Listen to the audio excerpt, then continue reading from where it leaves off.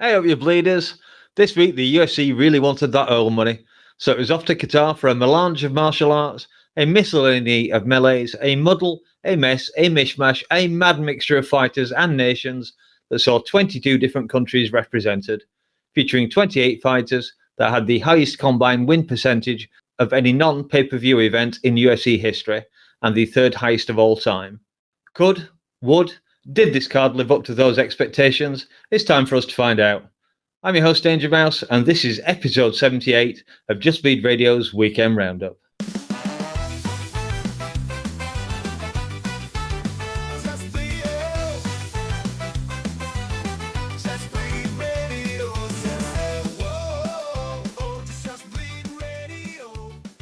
As usual, I am joined by two mates, two MMA maniacs, two magnificent morons, and we'll be getting to the meaning of this malicious, malevolent, mischievous monologue in just a moment. I must mention my Midwest marijuana maven, and of course I mean our man in Cleveland, Ace Lazybed. How's things, mate? Things are going pretty good, pretty good. Always happy to have an early MMA card and get that out of the way and actually have your Saturday ahead of you. So yeah, pretty happy and good spirits. Glad to be here. Good, good. Hope your memory's working today. We'll see. We shall. Next, it's time to chat, converse, communicate, and consult with our favourite California can crusher. If I was an Aussie, I'd use another C word, but I'm a considerate, courteous, and cordial count of casuals. So instead, I'll just ask my chum Austin how he's doing. How are you, sir? I'm good. I did not get to watch the card live because I had to work, but I was able to watch it recently, so I'm excited. Card was fun, and I'm ready to talk fights because I'm exhausted. Good, good. Have a beer. Already do. Good. Okay, enough of my alliteration. Time to get on with the card that gave us just about everything. We're going to have a slight change in the order, and we're going to start with the headliner from the prelims at featherweight, where Luke Riley defeated Bogdan Grad by a KO punches 30 seconds into round two. I know Lazy is a fan of this man. I think he put me onto him, for which I thank him because this was one of the two fights on this card that your Mystic Mouse nailed absolutely perfectly. Bogdan already had two fight night performances and was the slightly more experienced fighter. Luke Riley making his debut in the UFC after making his pro debut in Cage Warriors and going on a 15-fight win streak there, and I'm sure Lazy saw a few of those. If you take a look at his pro record, Riley isn't just a round one finisher. He's gone the distance a few times, and that experience showed here. Round one did not go Riley's way as Bogdan enforced his will with 4 out of 7 takedown attempts landing, giving him 3 minutes 55 seconds of control time.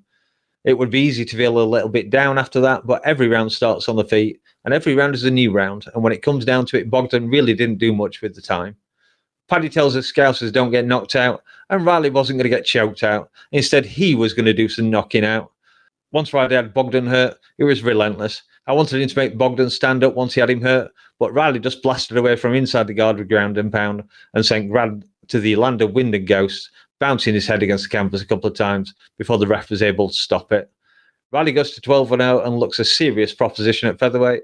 Far too early to predict his future, but I was very impressed by his performance, and I should now pass this to another Riley fan and ask, were you impressed by Riley's performance, Lazy, and just how good do you think he is? Personally, I think we are looking at a future top 15 fighter. I doubt you'll disagree with me, but on the other thing, do you have any ideas for his next opponent? Yeah, I do. I do have an idea for a next opponent.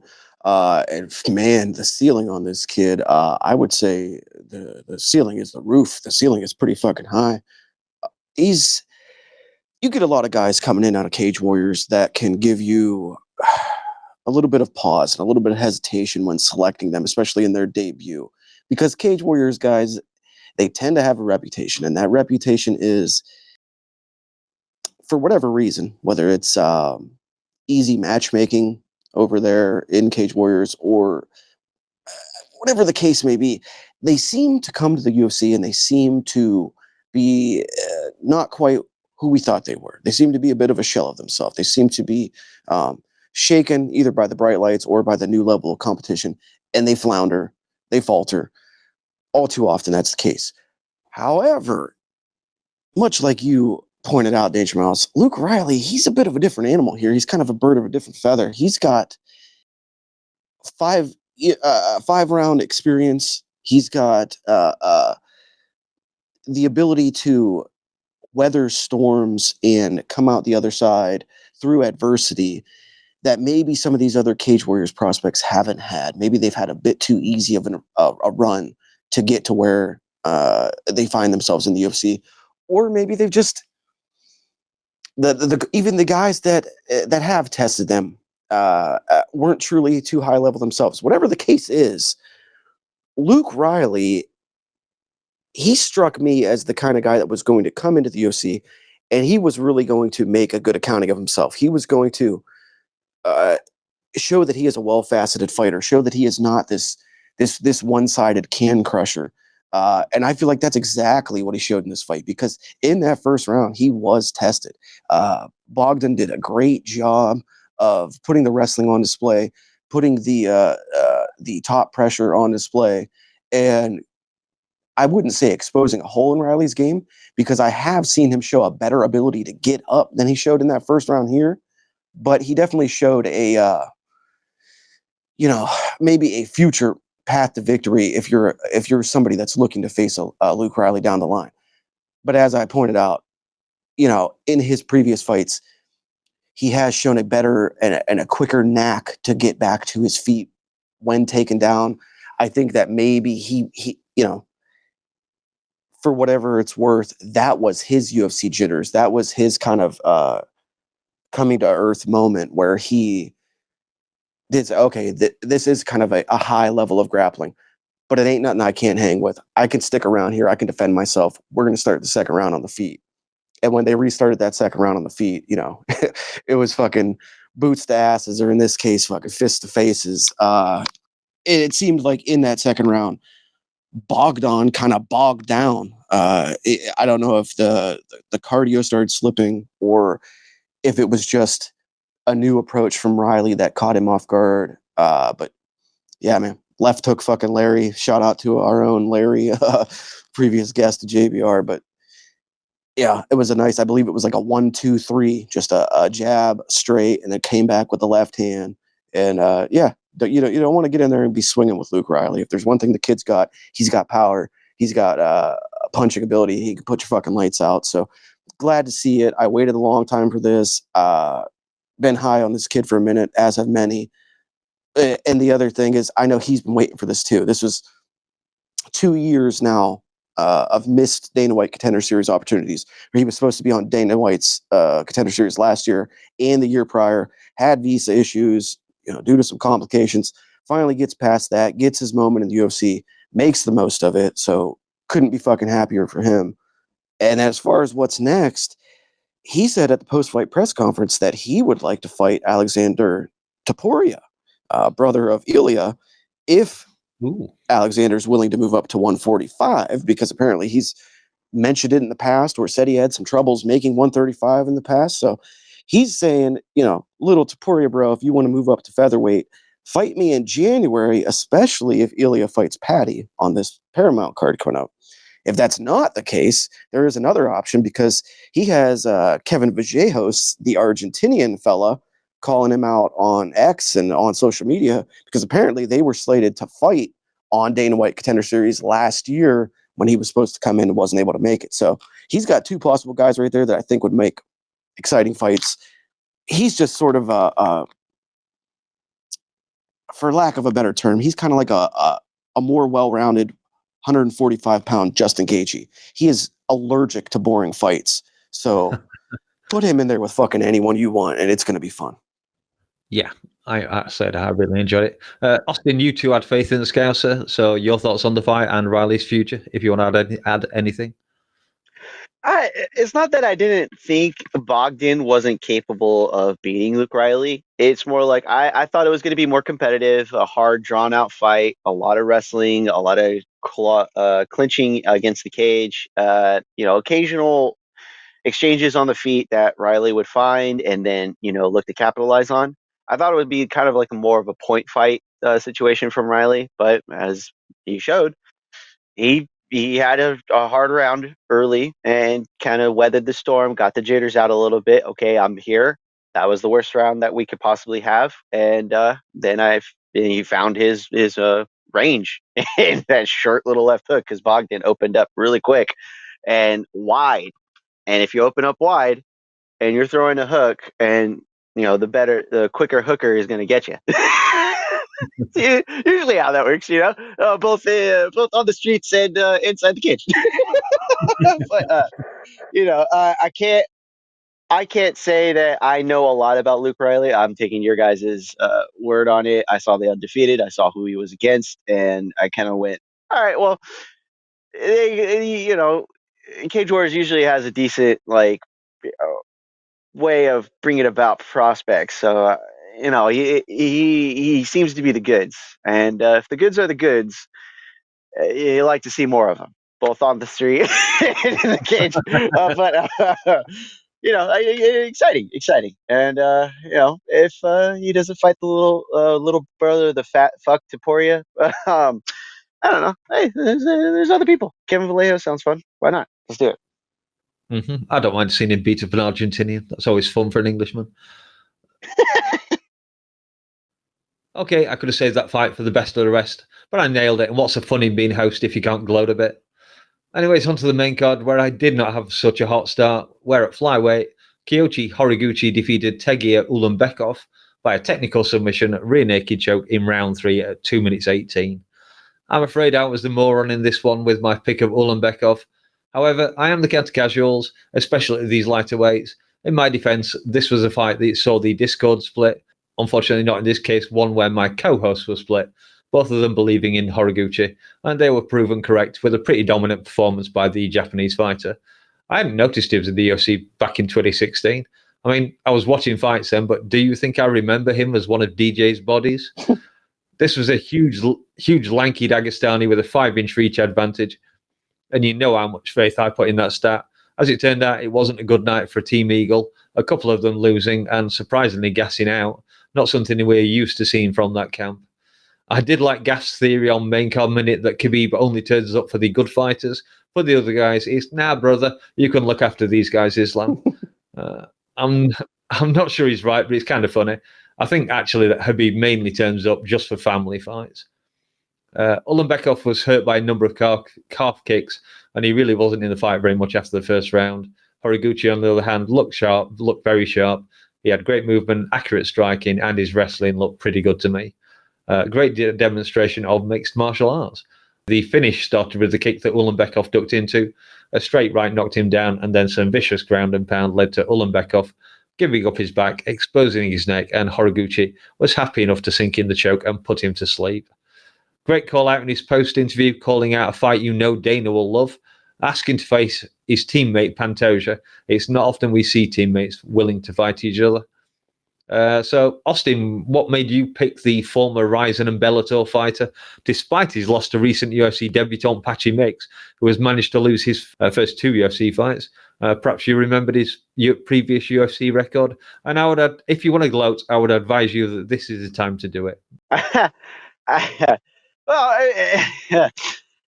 You don't underestimate the gooch. I've learned that. It's interesting because Horiguchi's 35, right? And Ulanbekov was like a little on the older side as well. I mean, even though his record shows us like 17-2 before the fight, Horiguchi was like over 25 wins and only a handful of losses. Like, they've had careers, and Horiguchi has had 2, honestly, a short stint at Bellator, and then a whole career almost at Ryzen. And my whole thing was like, they let him go, and his only loss was to DJ, and that was criminal. I mean, he was getting finishes all the time, man. Even when he was young, and now he's like had a time to kind of work into his career and get his skill sets, have losses, come back and get some wins. And honestly, man, he looked just as good as ever, if not better. And it was one of those things you kind of look at and you're like, damn, he's home now. He's home.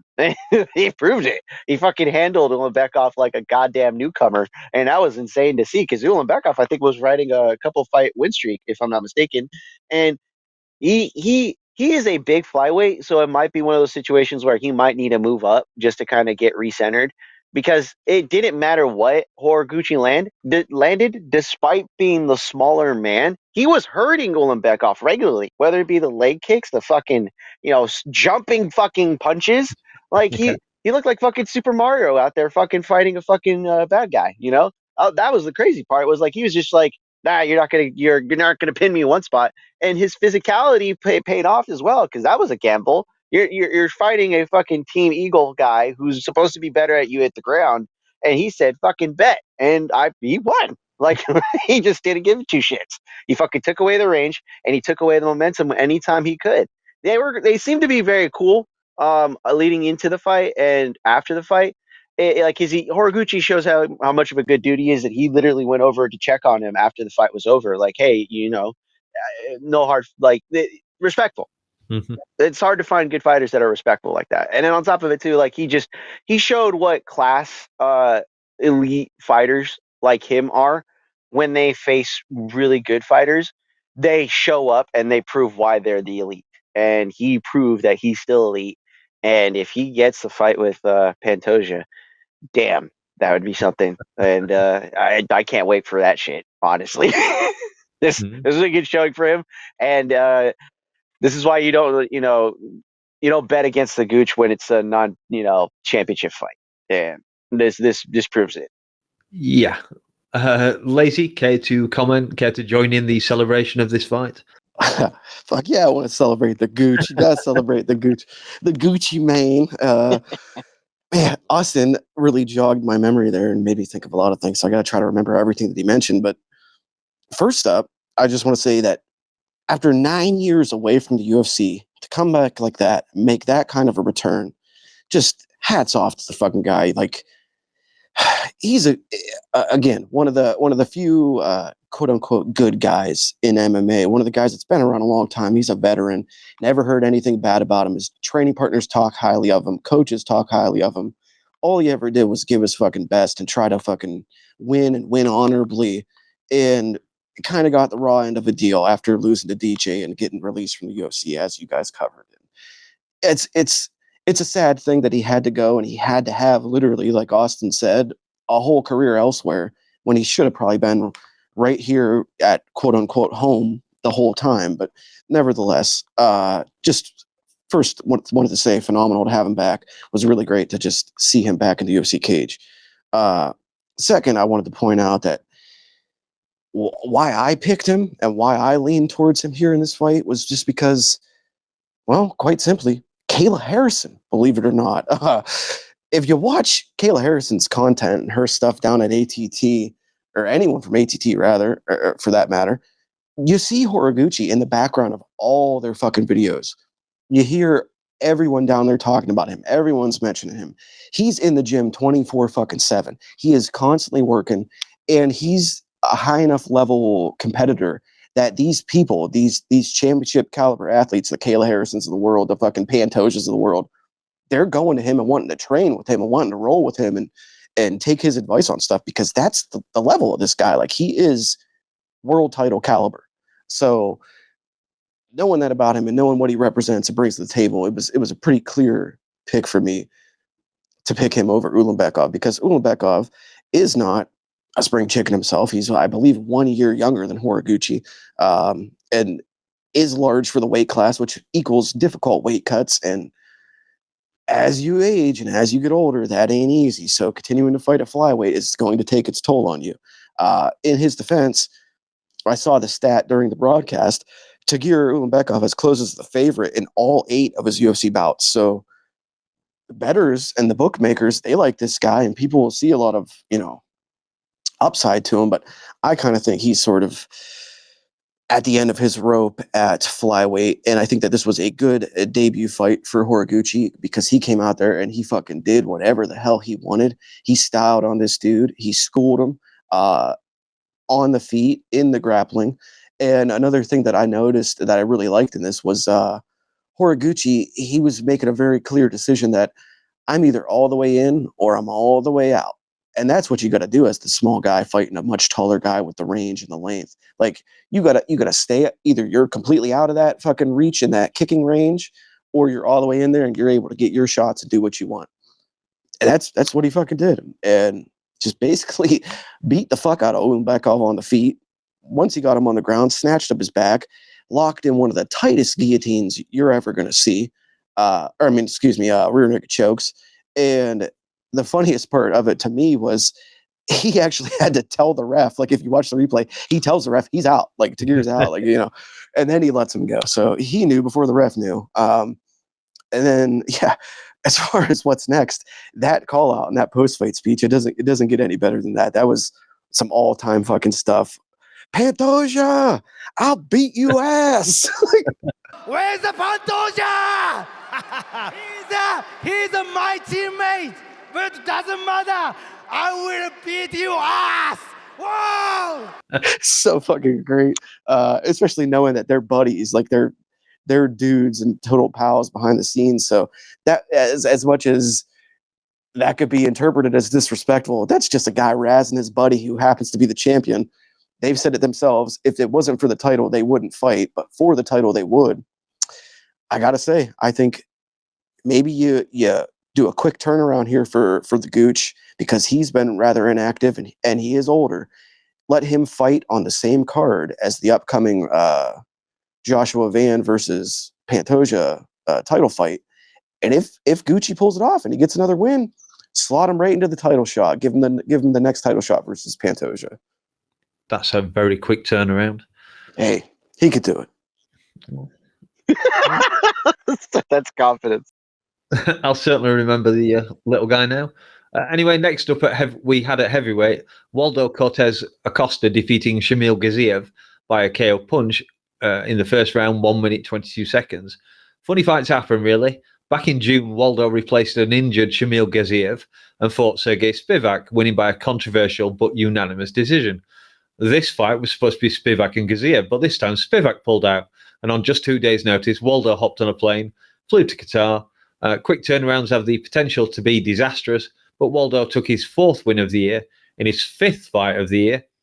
And now Salsa Boy wants to break the record for heavyweight fights in a year and fight for a 6th time in December. These two came out swinging, and Waldo proved that not only can he hit hard, but he can take a punch too, because Gaziev definitely clipped him with a meaty hook. The first knockdown came because of a missed punch that left Gaziev wide open to a counter, which was pretty much just a short jab, but it was enough to knock him down. He regained his feet a few seconds later, but Acosta hit him with the fastball straight right to the temple that did not require any further action. Unfortunately for Gaziev, the ref was quick enough to save him from a follow-up hammer fist. We had a fun fight and a fun post-fight interview with Michael Bisping, which ended with them putting an ice patch on Bisping. Paul Felder making the great remark that they'd better get the right eye or Mike would be blind in there. Some other stuff happened as he walked back, but I'll leave that for someone else. Probably lazy as he's up next. Thoughts on the fight, Waldo's year, anything really, Laser? Yeah, I know exactly the funny moment you're talking about as he's leaving the cage, and I'll just say a nondescript man in a Middle Eastern attire asked him for a selfie, or rather kind of demanded the selfie. And then after he got the selfie, he also demanded to have his headband. And you notice Waldo did not refuse to give that headband. He gave that headband up pretty quick. Smart move, Waldo. You never know. Better safe than sorry. Hey,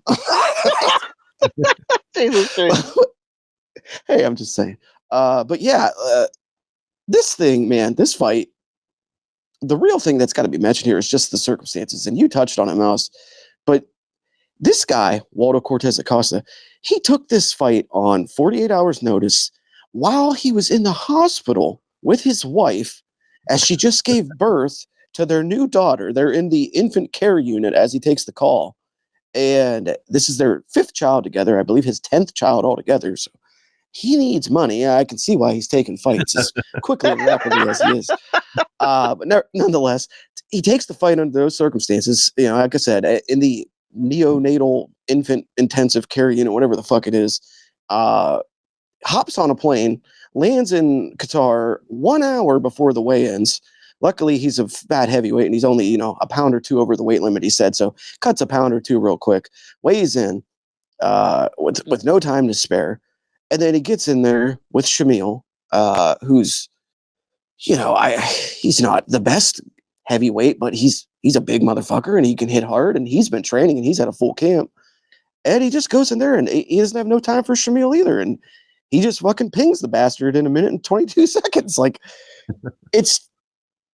I mean, I don't think that this reflects at all on Tom Aspinall because every injury is different. And I think that what one guy goes through with an eye poke is entirely different than what another guy goes through with an eye poke. And I'm always going to give the fighter and the athlete, especially a champion, the benefit of the doubt in these situations. But you got to commend a guy who is willing to just he basically just says, fuck it, dude. Like, I need money. I want money, or I need the title. I want the title. And I'm just going to fucking risk it for a biscuit. And he did that. And I think now it's really going to pay off. And I think that he is going to see some sort of rub from the UFC. And I know for a fact from his own mouth, he said that he was given a new contract, a whole new contract with the UFC when he touched down in Qatar. That's like the first thing that they did. So he's now under a bigger, better deal. And then also, I heard from who said it? It was the post-fight show, and it was Michael Chiesa. He said that as he was sitting cage side after this fight went down, as Waldo was saying in the cage on the microphone, I want to make a quick turnaround. I want to fight one more time before the year is out. Apparently, Mick Maynard went running over to Hunter Campbell and said, I've got to fight for this guy. I've got a matchup for December 13th, which would make it 6 fights in a year and would give him the record for most fights in a year by a heavyweight, which currently he shares the tie with, of all people, Greg fucking Hardy. So I would like to see that record get broken just for that fact, to see Greg Hardy erased from the record books. But so, yeah, I think that it's probably going to happen. I think we're probably going to see him on the December 13th card. We're going to get a record-setting performance, win or lose. And he's on a title trajectory. So Tom Aspinall, it might be getting ready for Where's Waldo after you take care of Cyril Gahn. Yeah. Okay, Austin, even you weren't willing to take a punt on Gaziev. So what do you have to say about this fight? Anything you want to add? I think it's because I looked at Gaziev as a non-athlete, just a big man that can kind of punch hard and a little tricky sometimes. And Waldo is that guy that when you watched him on his initial rise up through the ranks before he had his first loss, he was that dude that like kind of was all about himself. Like he didn't really have like a style per se. Like his big thing was, oh, this guy played semi-pro baseball, somewhere, and he was coming over to the MMA, UFC, because he wasn't making it over there. I'm like, okay, so he's a washout. Okay, that he's an athlete technically, and you could kind of see little things here and there. He wasn't really the best wrestler. He wasn't the best striker. He was trying. He had a little bit of that, attitude that people like sometimes. And then he loses, and then his entire career changes because now he's out here trying to just fucking finish people on short notice regularly. Like he put it in his own head. I think like there was a way that he wanted to do this as far as like his, manicure his career, and now he's like, fuck it, I'm here. He's calling out the champ. I'm taking on these short notice fights and just fucking blasting fools. And aside from the rabbit punches to the back of the head, I mean, he looked good. I mean, like you can't win them all pretty sometimes, but like he threw about maybe 5 in a row, like looking down at the man who was like slightly about on his way to unconsciousness. Sucks for Shamil. It was good for Costa. And the thing is that we have a player at heavyweight now. Heavyweight's looking like, okay, we got some turnover, we got some new players, and now we are here. And let's see what we can do. Let's see what we can do. If he can do it again, great. And depends on who they put him against. Because if it's just an average Joe Blow heavyweight, wouldn't be too the worst thing. But I think the name needs to matter now. Yeah, that would be ideal. Anything, but as you said, anything that livens up heavyweight at the moment is a good thing. Yep. Okay. Another strange fight was next. We had Miktabek Oralbay moving up from lightweight to face Jack Hermansson, who after 33 fights at middleweight decided he fancied his chances at welterweight. Now, I never had any doubt about Team Funny Hat here, But I was expecting a long fight but Oralby just had other ideas. The size difference was very obvious, but Oralby just came out swinging and halfway through the round landed the KO. The looping right hand he'd been throwing so often clipped just behind Jack's ear and turned his lights off. So Miktabek Oralby defeated Jack Hermansson via KO punch, 2 minutes 46 round 1. The question now is, should he stay at welterweight or go back to lightweight? He wasn't super cut or anything. He didn't look like he'd made the biggest effort to consolidate himself at welterweight. Strictly speaking, it should be Austin's turn, but as he picked Jack, he can wait a little longer. I know Lazy has some very strong opinions on this fight, or at least about one of the fighters involved. So let's hear your rant, mate. I don't know which fighter that is. I guess I feel pretty strongly about both of them. Well, first let me address, what does Oralby do? If I'm Oralby, I'm staying at 170. He's proven that 155 is just too difficult of a cut for him to make for whatever the reason. Maybe he's enjoying too much horse meat and fucking yak milk or whatever the case is. Like he can't he can't fit down in that weight class. So if that is what it is, just embrace being a 170 pounder. But brother, continue to make 170 pounds. I know you can do it. You know you could do it. And like you said, Mouse, he could fill out even more at 170. Like, he didn't look like he was a jacked, stacked welterweight. He looked like a chubby lightweight. And a chubby lightweight was enough to get the job done here, because shout out to DJ Serenity now for this little nugget here, but knocking out Jack Hermansson, it's so easy a caveman could do it. And everywhere I go, there's always something to remind me of another. Hey, yo.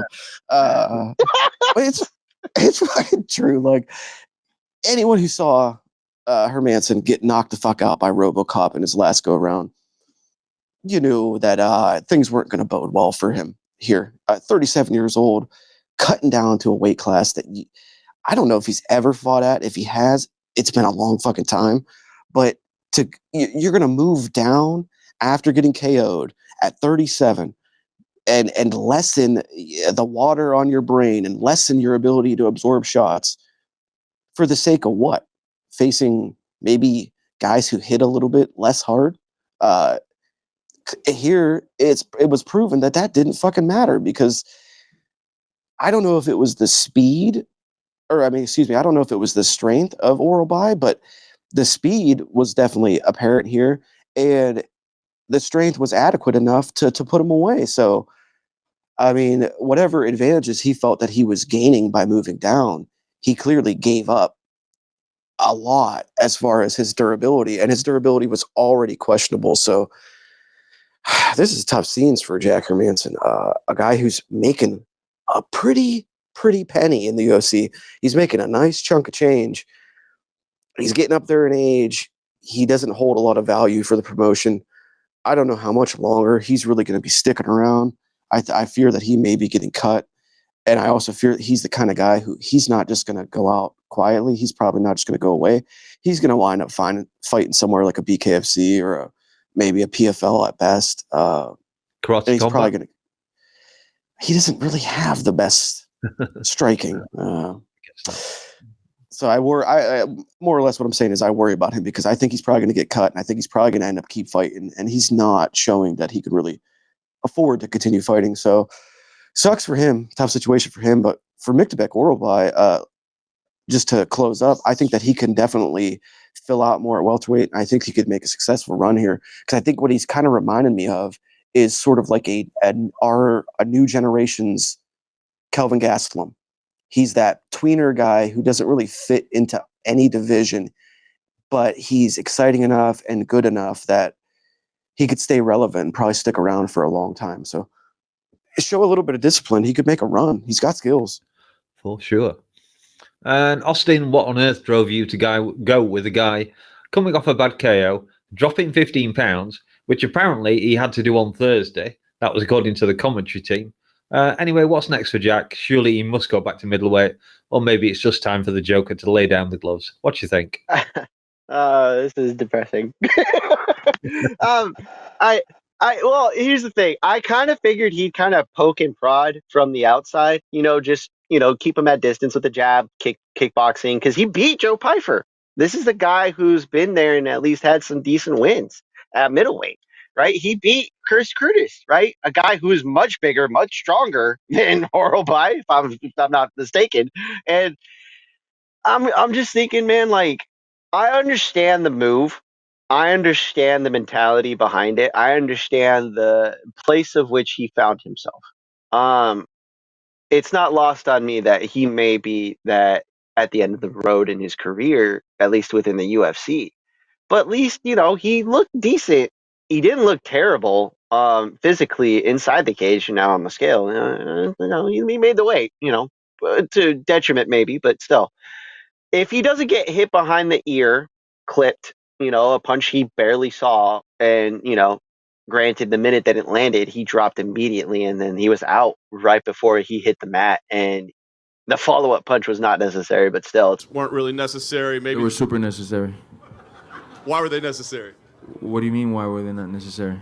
It's like like Lazy said, he just basically reduced his ability to be durable at any point in this fight by making the weight. And then he was already having that problem at middleweight. Like, he wasn't the most durable guy there, physically or punch resistant wise.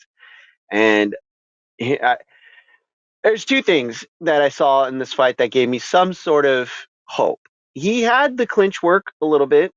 Orobai was trying just to kind of wing punches because he figured, all right, this guy's only chance of beating me is going the distance because I'm not going to be able to, like, go the distance and win with him. If I finish him, I'll win, and I don't have to worry about the rest of the fight, because then he doesn't get the point fight from the outside, because that's what he was doing right off the bat. He's just keeping the distance with his long arms and legs. And Orobai said, all right, if I catch you, we're good. And he did. He caught him. Good for him. It sucks because you want to respect guys like Jack Hermanson who have just put in time in a half in in middleweight prior, and you're looking at this division and thinking, yeah, he doesn't fit in at welterweight at all in his state. And had he won, okay, he beat a guy who couldn't make 155 prior to that.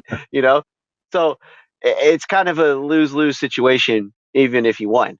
And the truth of the matter is that if he is to stay at 170, give him Nicholas Dalby. Fuck it, give him that fight, because at least they're both older and pretty nice guys, fun to watch. Win, lose, or draw. And then if he wants to go back up to middleweight, I mean, I'm not going to hate him for it, but he has to win, otherwise they're going to cut him, and he has to win his next fight regardless. And if it's Orobai, man, give him Renat Fakhratinov, because, like, why not? It's I don't know what to do with him. He's just there, He, like Lazy said, he's a 65er masquerading at 70 who couldn't make 155. It is what it is. Real quick before we move on, last thing I want to toss in there. I looked up the exact numbers for most recent disclosed pay, which was from back in June. With a win, Jack Hermanson earns $448,000. That's a pretty big chunk of change. Yeah. I don't know if they're going to keep him around, man. I don't know if they will. If they do, I don't mind that matchup, Austin. And then last thing I wanted to say also is he says he's not done, because he posted on Instagram saying he loves the game and he isn't done yet. So all the best to you, Jack, because, man, you're getting knocked the fuck out, dude. Yeah, he is. Tough scenes. He split his ear open on that KO. He got hit so hard his ear wiggled and it split open his cauliflower ear. Oh. All right. Next up, I can honestly say I wasn't surprised here, because this was the second fight I predicted perfectly at light heavyweight. Volkan Ozdemir defeating Alonzo Menifield via KO punches in the first round, 1 minute 27 seconds. Not that any of us had any doubt who was winning this fight, and it wasn't exactly the most difficult prediction to make. I think he has something like 15 or I forget how many first round KOs he has. It's a lot. Volkan had no time to waste in the fight, just came forward, pushed Menifield back inside the tram lines, cut him off, and then just threw heat in the form of some very nice combinations. It was a left uppercut followed by a left knee that started things. Then it was another uppercut, but this time right-handed, that very badly stunned on, maybe even put Manyfield out on his feet. I thought he was out on his feet. He was just taking blows there. Ozdemir is ranked number 9, and with a performance like that, we need to see him up against a lower or a higher ranked fighter, depending which way you want to look at it, someone above him. Now that he's defended his spot, maybe I'm just sadistic and cruel, but I'd like to see him versus Jamal Hill. What do you think of the performance, Austin, and do you have any suggestions for his next fight? Yeah, that's kind of specific. I think that makes more sense to me, honestly. That booking that you mentioned. Thank you. Yeah, but this fight was basically the JV facing the senior varsity guy. A guy who's been there, probably had a longer career than his opponent. Manyfield is not a terrible fighter. He's just not an elite fighter, and it showed. He kind of panicked, stayed against the cage, and didn't really give himself room to move, and he kind of paid the price for it. A guy that immediately knew he had the win in Volkan Ozdemir the minute that he started closing the distance and kept pushing him against the cage behind the two black lions, so to speak. And he never gave him the ability to settle. And then the minute he found his timing, just went after him. That's what experience looks like at the elite level. And is Ozdemir a championship level guy? I don't think so, but he's definitely going to knock you out if you give him the opportunity. And Alonzo kind of let him have it and then realized it too late that he gave it to him. It was like, yeah, no, that's the guy who shows up, having his first sparring session with a pro and forgets, who I'm training with is a pro. Oh shit! But I didn't think it was his best performance, but it was a glimmer of what we remember No Time for. Did I do the thing right? I don't know. But it's another light heavyweight win, and he's doing the thing. Good for him. Yeah, give him Jamal Hill. Fuck it. Why not? This is light heavyweight. We could kind of mix and match these guys, and it might not matter, and it could be fun. Who gives a shit? Yeah. Lazy, same questions. What do you think of it? What next? What next? Well, I would like Jamal Hill, but unfortunately, Jamal Hill is out for like 8 months, 9 months, something like that. Surgery on the knee, something about no cartilage, or I can't remember exactly the details. But if Jamal Hill's out, fuck it, why not give him? I think Dominic Reyes is ahead of him. I wouldn't mind seeing those two guys. Have they fought before? I don't know. No, you leave him alone, on. Lazy. Come on. No, you leave him alone, okay? No, he's not meant to enough. Okay. Well, Vulcan's not that good. You don't got to worry that much. Yeah, Dominic Reyes is one place ahead of him at the moment. He just got knocked out, man. Come on. That's true. I don't know. I haven't thought much about matchmaking. He's fought Ulberg. He lost to him. Oh, okay. Well, yeah, I would probably give him Reyes. Either way, I'm not here to matchmake. I'm here to talk about this fight because this is a fucking short fight, and it wasn't that much to really digest or that much to really unpack here. But it was a good result. It was a good performance. And like you guys have said several times now, he did have no time. But I will say that along with having no time, Alonzo Manyfield was trying to find time. In fact, he was trying to put time in a bottle. He must have been singing Jim Croce because that's exactly what he was trying to do. He was trying to find time and stuff that time in a bottle so he could save it for later. And he wasn't able to do it. Just a fucking terrible performance here from Manyfield. Volkan, I don't know. I've never been the highest on him. Ever since the DC performance, when DC kind of shit on Volkan, that kind of created my lifelong impression of Volkan Ozdemir. He's an easy fight in the division for most guys, should they have any bit of grappling skills. Something that Alonzo Manyfield did not possess. So what did Alonzo Manyfield try to do? Tried to swing with him. That's the last thing you want to do because Volkan does have power, and that power does continue to carry as he ages in the division. So, yeah, it was a pretty solid win. Manyfield was number 14, so it doesn't do a whole lot for him in the rankings, but yeah, I don't know. I guess, yeah, give him somebody just a couple of steps ahead of him at best and see how he fares. But I don't have the highest hopes for Volkan Ozdemir, even in a weak division like light heavyweight. Okay. All right, then, on to the co-main, and this was not a fight that I was looking forward to, but I actually ended up enjoying it. Yeah, sure, I like a quick KO as much as the next fan, but there are times when it's good to just have an honest, decent scrap. Belal did his best to make it dull, but he was forced to release the Canelo hands and then engage with Garry when he failed every single one of his 7 takedown attempts. Very solid wrestling defense from Garry. For the striking, I love Gary's attacks on Belal's front leg, a mixture of standard calf kicks and what I at first thought were oblique kicks, but apparently they're a Winklejohn favourite, a Chasson kick, something like that. Maybe Lazy can tell me. They were really doing a number on Belal's leg, and he kept them going throughout the entire fight. I think he threw 8 in the second and 8 in the third, threw a few more in the first. Garry looked very good overall, and he really did seem to try and get the finish in the third round. But however much I dislike Belal, I will not deny his toughness, and Garry couldn't get the finish he promised, which didn't surprise most of us. Certainly didn't surprise me. One thing you can't deny, though, is that Garry cut a great promo at the end, calling out Islam after having beaten the number 1 contender. The big incidents in this fight were the eye poke in the first round and the disputed one in the second. Also, the doctor cleaning the completely unrelated cut on Belal's face in the first round. From the fingers? I think he's supposed to be wiping the eye, though, the right eye. Yes, correct. Not being a cut man. I suspect at least one of the magnificent morons who picked Belal will have something to say about it, but even had a point been taken away, Garry would still have won the decision. Anyway, mentioning magnificent morons, I must make way for one of my mistaken Mohammed choosing mates. So, Midwest Marijuana Maven, how stoned were you when you picked Belal?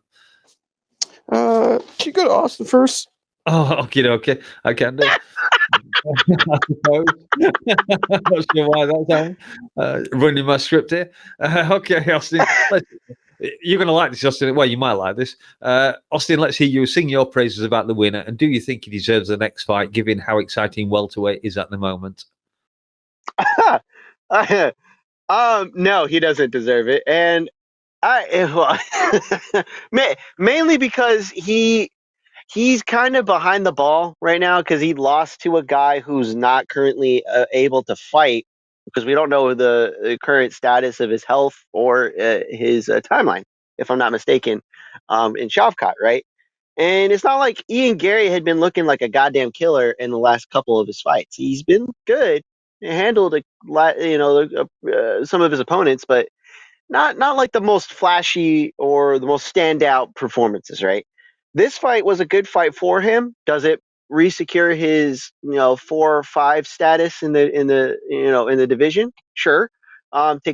Beating a former champion. He beat the number 1 contender. UFC number 1 contender. Right? I'm thinking in myself, like, because even when Belal won the title against Leon, we didn't think that he was the best welterweight. When Leon won the title against, Kamaru Usman, he may have been the best welterweight in the division, but we still had doubts. And Jack Della Maddalena beating Belal Mohammed, and now kind of looking very simply outmatched in his last fight. Like he wasn't the best welterweight in the division. We now have a guy, a former lightweight, who is the best who's the current champion of this division, and it's just interesting to me. If you were talking about the rankings, I could go on about this for days, but I'll talk about the fight. I picked Belal because he's on my draft team. Fuck you guys. At least I got 5 points out of it. But no, I mean, I thought Belal was going to get his wrestling done, and shout out to Garry. He fucking defended all those takedowns. You said it was 8 attempts, or I'm sorry, 7 attempts. And he did the Morales thing where he kept his guard up, leaning forward, almost like a wrestle boxer, but he tricked Belal instead of, giving him momentum or range, closing the distance on him. He just started to use those leg kicks, like you said, and that threw off Belal. But Belal found moments where he would clip him, and Garry, for some reason, would kind of sit back a little bit and then re-engage and cement okay, here's a combination for you, and then Belal would answer with a heavy over the top hook.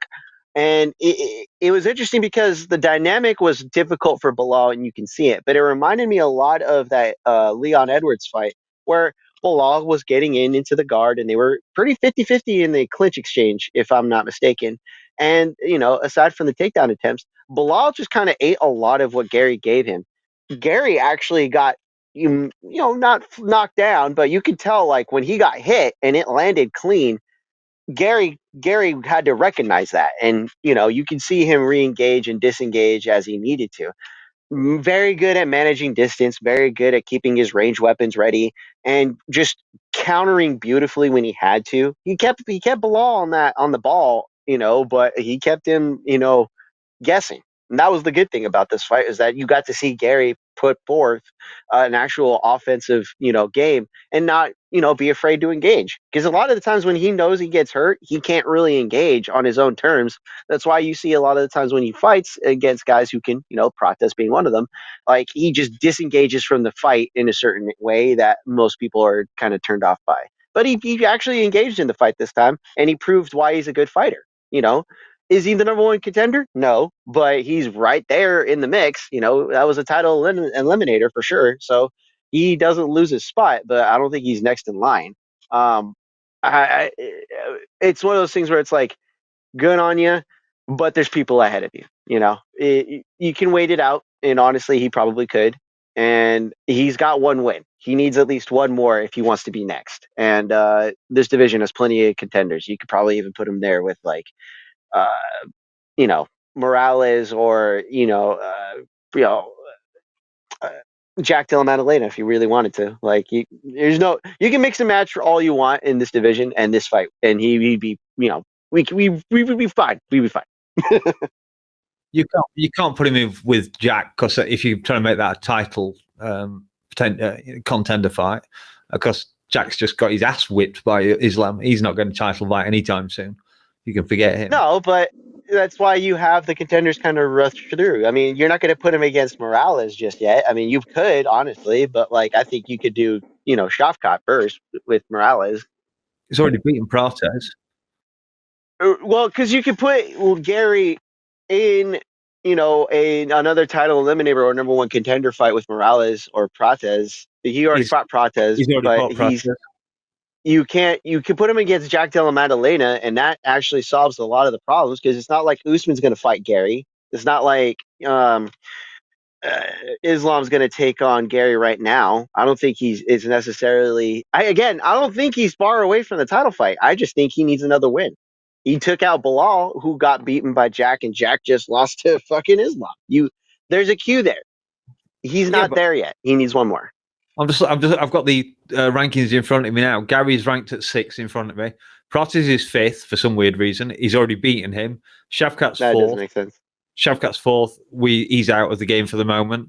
We have Michael Morales, who jumped up 5 places. He's at 3rd. We had Belal Mohammed at number 2, and we had Jack Della Maddalena at number 1. He's just beaten Belal. Jack Della Maddalena cannot be let anywhere near a fight that's settling it for a title. Jack Della Maddalena, in my opinion, has to go and fight Sean Brady.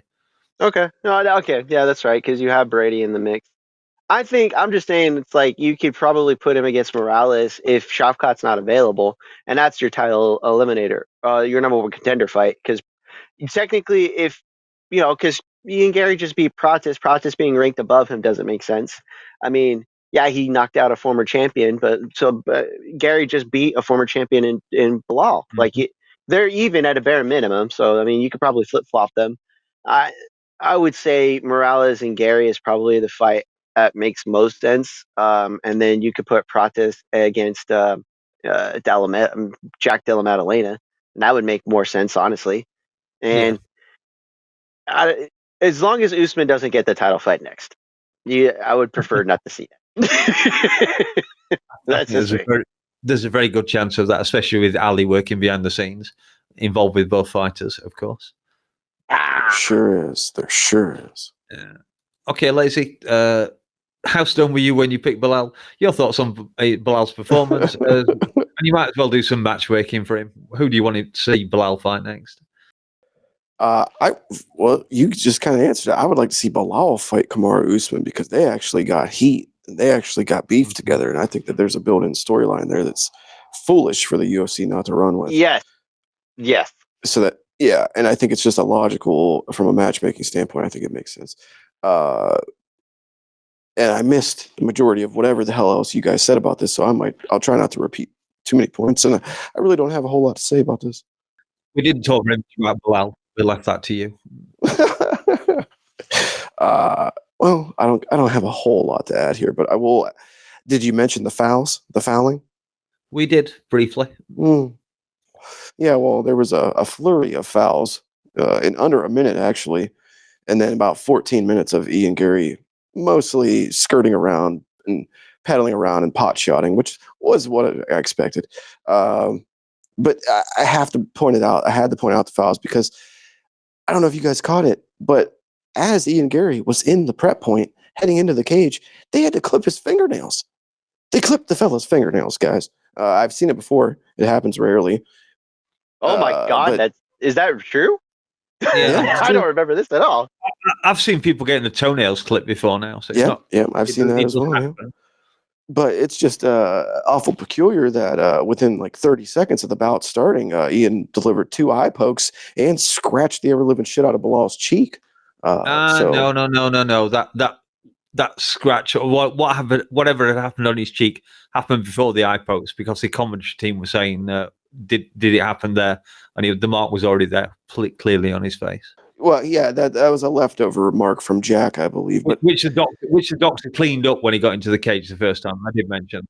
Yeah. Well, I'm gonna chalk it up to Ian's fucking sharp ass fingernails. That's what I'm gonna chalk everything up to, because he's a stabby jabby man. It is what it is. It was a good fight from Ian. I will touch on him. The kicks from Ian, good kicks, calf kicks, oblique kicks, the front kick to the face. I heard you mention something about a chiasson kick or something like that, Dangerous Mouse. Yeah. I don't know what the fuck that is. They can call it whatever they want, but kick game was on point. Nice jab. Looked fast, looked long. He did stuff all the fucking takedowns. And now this is an interesting stat between Shavkat and Belal. Ian has now stuffed 15 to 17 takedowns. So 15 to 17 on takedown attempts between those two, stuffing them. That's pretty fucking solid. Mm-hmm. Clearly he's one of the top, upper end talents in this division, whether you like him or not. I think there is a small chance he finds himself in a title shot, but I don't think that's likely to be the case. I think there's at least one more line ahead of him. And then for Belal, yeah, it's kind of tough because he had to put together a monumental run to even get to a title opportunity. He had to have all the cards fall his way, and it took a very long time. So he's probably never achieving those heights ever again, despite his hopes and his goals. That's probably not in the cards for him. So I think for Belal, you just kind of keep trying to fight at the highest level you can fight at. Keep trying to fight the best guys you can, and work at it, grind at it like you always have for however much longer you got left in the game, which probably isn't too long. So does kind of suck for the Belal fans of the world, but he did show that that was not a boring fight. That was not a boring fighter in a boring fight. He was trying to win. He was throwing down on the feet, and he just happened to fall short. So, again, this is another one of these fights that we've run into recently at welterweight, where it's kind of like almost a Grand Prix tournament of sorts, with no real clear defined winner. So it's a problem for the UFC because you got a lot of options here, but it's not a bad problem to have because you got a lot of options here. And I want to close on this. This is the last thing I wanted to mention. This is a silly little stat. Ian Garry, now the winningest Irishman in UFC history, tied with Conor McGregor with 10 wins. Yeah, I hate that word. Boo. Also, he's never lost against a southpaw, which I think was something he said. Like you said, we've now got Garry. We have Shavkat sat on the sidelines waiting, unknown what he's doing. We have Usman calling the fight with the Ali influence that I mentioned earlier. So one of those three looks very good for Islam. I don't really like Ian Garry. I never have done, but I do think he kind of deserves a shot. But we won't have a big argument on that one now. Okay, enough of that. let's get on with the main event where we saw Dan Hooker taking on Arman Tsarukyan, who hasn't fought in the UFC since hurting his neck, showing wrestling tricks to Nina Drama. More on that later. I had a lot of trouble with this one. Not about who to choose. Arman was a big favourite for a reason. I was thinking submission, and then I looked at his record, and he hasn't had a submission win in mixed martial arts since 2017. And I guess I should have looked a little closer, because then I would have noticed he's been doing BJJ competitions and he's won his last 2 rolls with arm triangles. Go figure, eh? I can't say I overly like Arman. He has all the charisma of a clam, and he has lifeless black eyes, like a doll's eyes. And yeah, I'm stealing lines from Flynn. Almost appropriate here, because once Arman sank his proverbial teeth into Hooker, just like Jaws, he did not let go. First round, I was surprised just how good Arman's striking looked. He was lighting Dan up. I had to look up the stats for the entire fight. Hooker just threw just 30 significant strikes and it only landed 10, a 30% hit rate. Arman threw 60, so almost doubling Dan's output and landing 42 of them, giving him a 70% hit rate. And they were damaging too. Dan made the same mistake of going twice for a gilly, only to have Arman pull the spinning neck roll that he was trying to pull Nina Drama with and end up on top. Dan survived his first mistake, but not the second. When he ended up in 3/4 mount and started raining down ground and pound, I thought my TKO finish was looking really likely until I noticed the incoming arm triangle. It was an impressive one too. Normally you see fighters having to slip into half guard to complete it, but damn, Arman must have some serious strength to get it done inside the guard. I wonder what he'd score on that grip strength gadget that Islam was playing with the other week. Anyway, completely dominating performance by Arman Tsarukyan. Of course, we knew he'd call out Ilia in his post-fight interview. He is the number 1 contender, and you can't say anything negative about that performance. But does he get the next title shot? I believe Ilia wants to fight early next year. We have the rivalry between him and Paddy. We have Gaethje waiting in the wings. Well, more like waiting on the links, or maybe the 19th hole, judging by his recent YouTube stuff. I believe either of these fights make more money for the UFC unless they put the fight on another Middle Eastern card. So, Austin, we'll let you have your say first. Thoughts on the fight, the belt situation? Well, first off, fuck Ilia. Arman is the guy. I like the idea of Paddy getting it, but I would prefer Arman. He was supposed to be the guy previously to face Islam, and we didn't get to see that. And he's the guy that, you know, Ilia has been avoiding actively, consistently, because he's a fat little Spaniard. So and it's unfortunate that a guy with the title would refuse to fight contenders. It's weird. I don't know. But enough about that. Ilia, I'm sorry, not Ilia. Arman. Is the guy that you kind of look at as the dark horse of the division, because everybody kind of forgot about him. Like you kind of look at him and you're like, oh yeah, he's just gonna wrestle and handle him, but you forget he has capability on the feet, and it showed. It's not like Dan Hooker's a pushover or a walkover fight. Dan's been in there with some of the best and kind of won half of them. He was on a win streak prior to this, and if it wasn't for the injuries, he probably would have fought sooner. But Arman had kind of allowed him to kind of give the space and then take it away with some heavy strikes. And then even then, like as he threw the body shots with the kicks, Dan tried to catch the legs, and then Arman was like, "All right, take my leg, see what happens." Dan kind of was like, "Oh yeah, I don't want to do that. I'll just keep you standing." I think him having the arms down kind of forced Arman to kind of go in with the kickboxing a little bit. And you could see, like right off the bat, they were just throwing heavy. Like they weren't like waiting on it, and some heavy leg kicks and some heavy strikes. And all of a sudden, you find them against the cage. And I think it was Dan that was looking for a guillotine, like you said, and that led to the takedown. And then they, proceeded to kind of show Dan's capable on the ground, but he's not anywhere near capable as Arman. And you could see, like, it didn't matter what, Dan had put him in.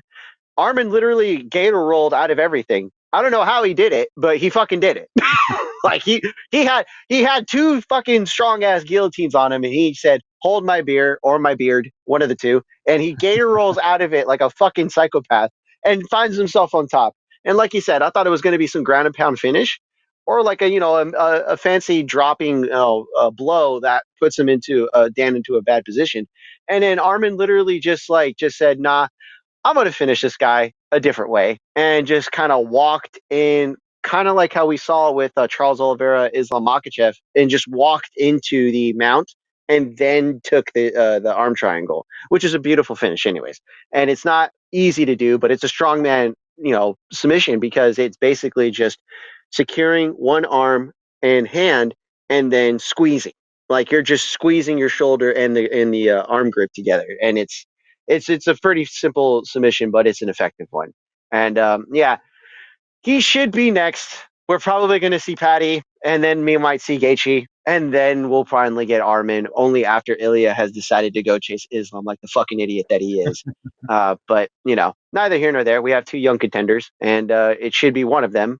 I would prefer Arman, but if it's Patty, fine, so be it. But at least he's fighting someone in the fucking division. Fucking idiot. All right, Lazy, you can finish the main card off for us. Again, your thoughts on the fight, the title. I know Jed Mashu had a funny tweet or two about it. Maybe even what's next for Dan Hooker, if you can think of anything.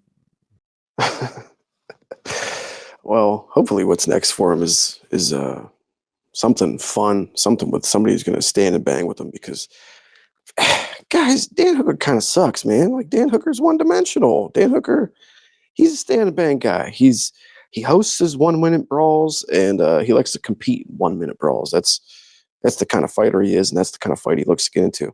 It is a foregone conclusion, because as you mentioned, Mouse, what has Arman Tsarukyan been doing this entire layoff that he's been on? He's been doing nothing but grappling tournaments, grappling, and grappling some more. And he's been submitting a lot of these fucking dudes. He's been choking the life out of them. So I felt like coming into this fight, this was honestly going to be kind of easy work. He was going to get Dan down. He was going to have his way with them, whether it was ground and pound, whether it was advancing positions, advancing to submissions, whatever he wanted to do, he was going to do it. It was going to be a hot knife through butter. And boy, fucking was it. They say hookers don't get paid by the minute, so there was no sense in hanging around here either. It didn't take any longer than 8.5 minutes to get the job done. Didn't even take a full 10, nice and easy. Got it over with fast. Got to go home, have a beer, whatever the fuck he's going to do, hang out with Oscar Willis. And, that's good for him. That's great. And he has his next opponent already lined up. Mr. Dan Hooker, he wants to face Money Moicano, because in his own words, he said, quote, "We both suck." Moicano, you and him have been going back and forth for ages. He called you famously a turtle in a tree, all that sort of shit. Yeah. So I believe you'll have some fun with it. It's a good fight. We both suck,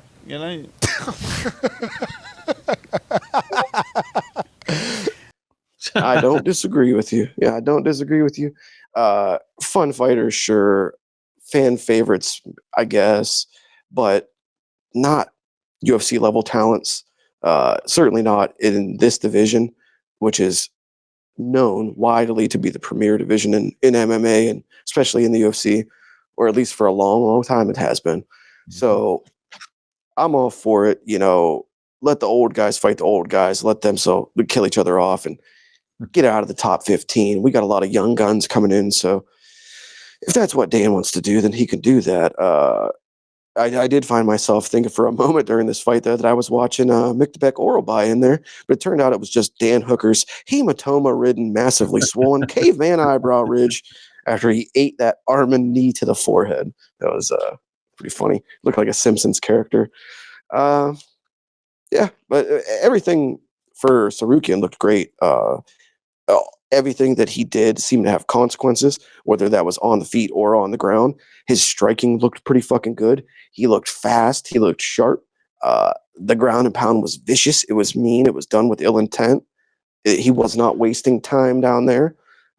For people who aren't fans of groundwork and wrestling and grappling and that sort of thing, that's what you're looking for there, folks. That's how you grapple with damage, because he was lumping Dan Hooker up.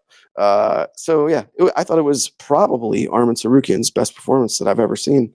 I think that in a meritocratic world, in a rightful world, he would be next in line for a title shot. I don't know if he's going to get that lucky. There obviously it could be Patty, it could be Justin, it could be a couple of guys, but I think Arman's the kind of guy, he's more than willing to sit and wait for his chance. He's not desperate for cash by any means, so I don't think he's going to fight too quick for his own good.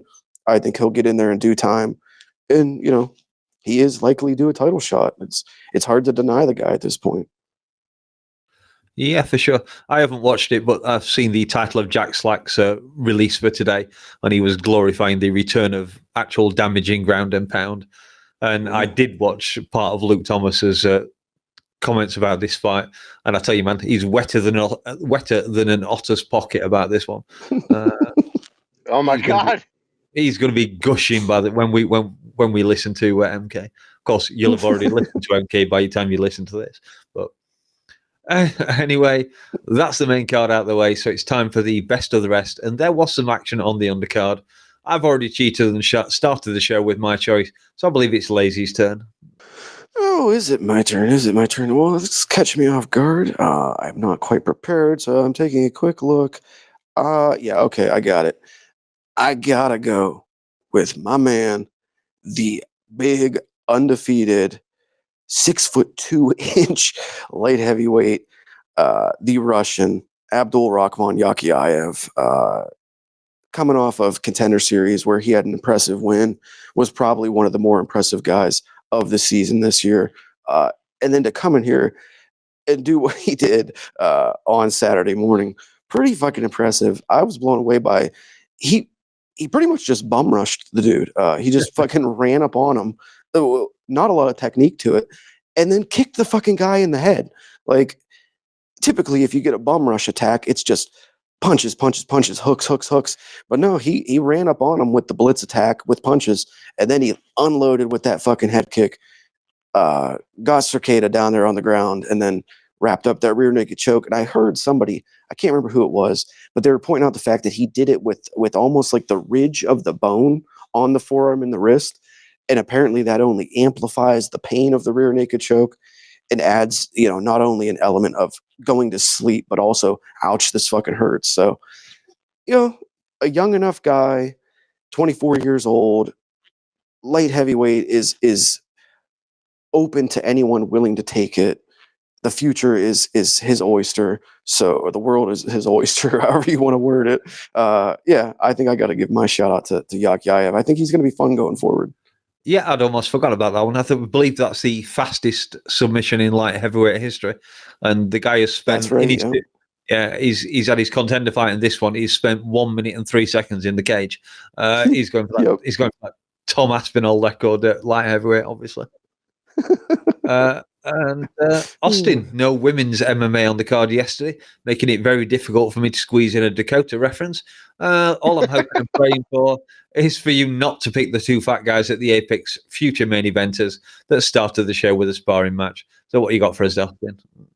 Yeah, well, I'll just stick to the small guys. You're not really a big, connoisseur of them, but I believe that, Almabayev and Perez is one, and then, there was an Almanac and Topuria, but I'll stick with the Perez one because it's got a little bit more of that idea of Perez has had a difficult career. Alex Perez is a guy local to California, and he has had some of the worst luck. I'll be honest. I think there's more gray in his Tapology sheet than there are UFC fights, if I'm not mistaken.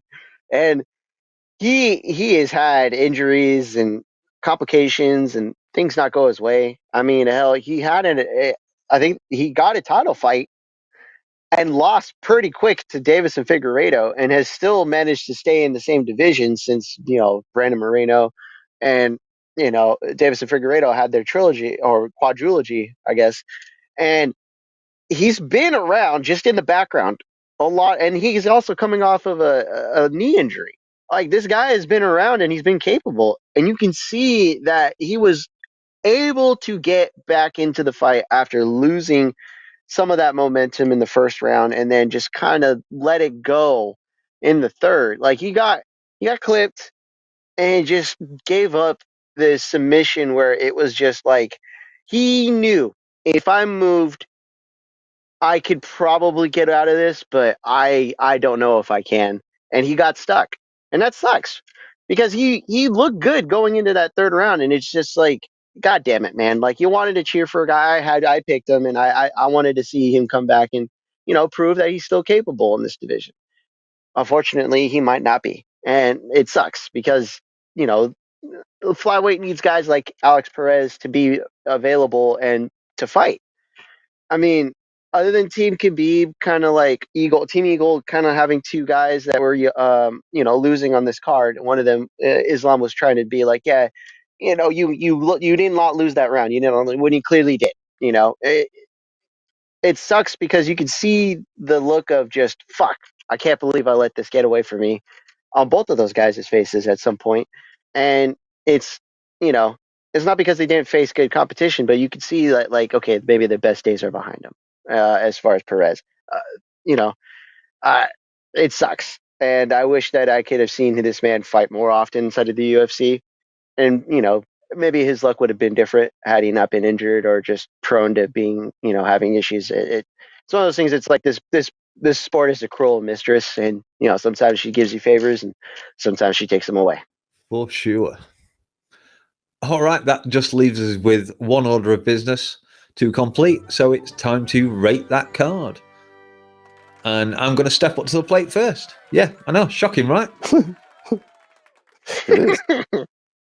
I've had some time to consider this. This was a 14-fight card, just like last week's UFC 322. There were the same number of KOs on each card, 5, but there were twice as many submissions on this card. This one had 4 versus the UFC's 2, meaning if you're keeping up with the numbers, there were only 5 decisions this week versus 7 last week. As a pairing, this week's main and co-main were a better match than the 2 championship fights. I was happy enough to rewatch both this week, whereas to make me watch Val's fight, you're going to have to pull some a chocolate orange shit on me.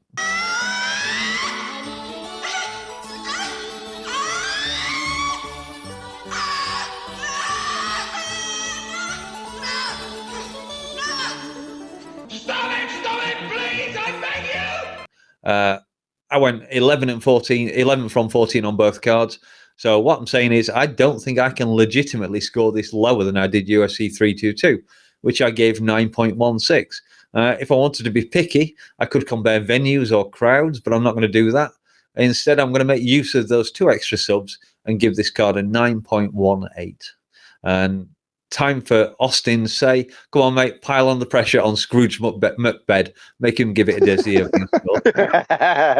Yeah, no, I mean, I wasn't able to watch it live, so I kind of have to ding some points off of it for that. And it's not because this card was bad. Matter of fact, I thought it was a very excellent card. Every time they get out of the Apex, it shows. And I mean, when they also do great booking, that also shows. And I mean, like you said, hey, there were more finishes on this card than the previous UFC pay-per-view. And honestly, this fight at the two main the main fight and the co-main event showed to be pretty fun, thankfully. And I got to give it like I'll say a 7.5 for me, even though I didn't watch it live. But the fights were entertaining enough, and enough storylines were coming out of it regardless.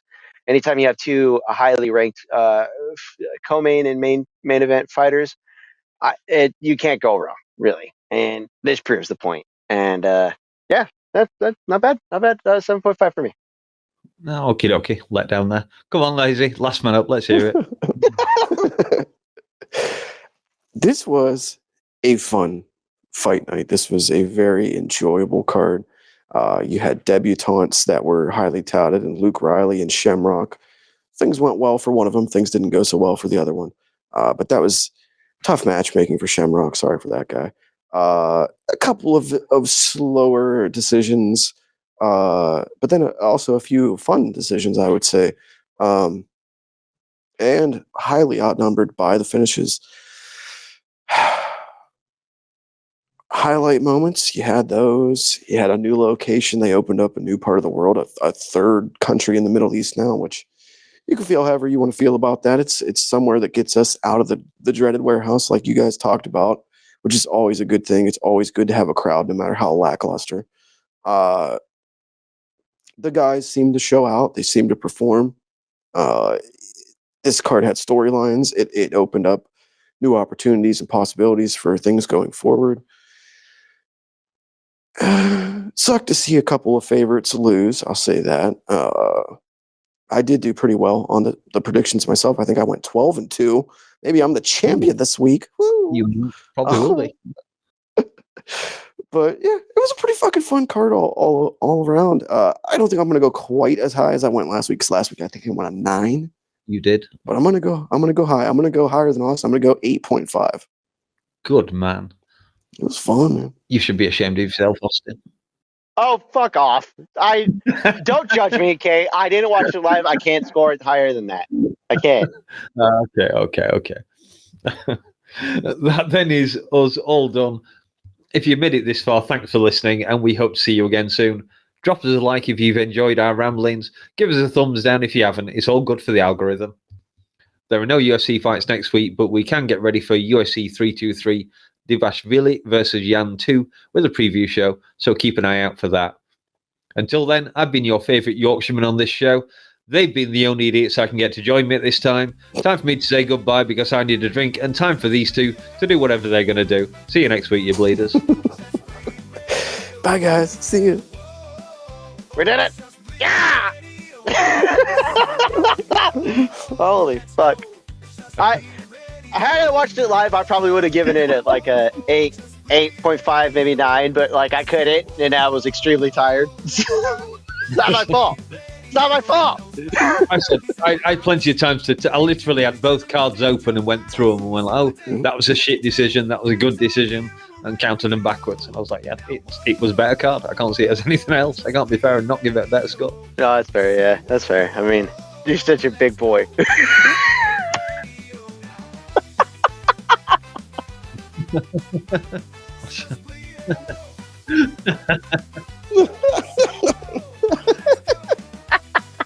Yeah. Get ready for some alliteration. It's the deep fried turkey gobbler. It's a 1/4 pound of thick sliced deep fried turkey, crispy onions, melty Swiss cheese, savory stuffing, tangy cranberry spread, and mayo on a toasted sub bun. It looks nasty as hell. It looks gross. My land, we hold from my land. We hold hands in my land. We hold hands in my land. You hold my hand.